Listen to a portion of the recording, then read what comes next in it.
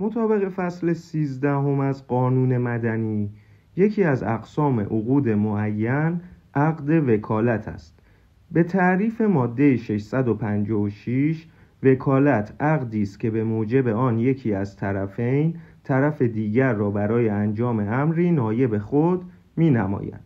تحقق وکالت منوط به قبولی وکالت توسط وکیل. وکالت چه ایجاباً و قبولاً به لفظ یا فعل که دلالت بر وقوع آن کند واقع می شود. وکالت ممکن است مجانی باشد یا با اجرت. وکالت ممکن است به طور مطلق و برای تمام امور موکل باشد یا مقید و برای امر یا امور خاصی منعقد شود. در صورتی که وکالت مطلق باشد فقط مربوط به اداره کردن اموال موکل خواهد بود.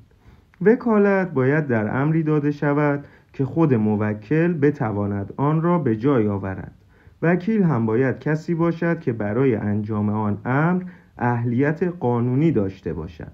وکیل نمیتونه عملی را که از حدود وکالت او خارج است انجام دهد و وکیل بایستی در حدود اختیاراتش امر وکالتی رو انجام بده. در غیر این صورت مسئول اگر تقصیری انجام داده باشه خسارت رو بپردازه.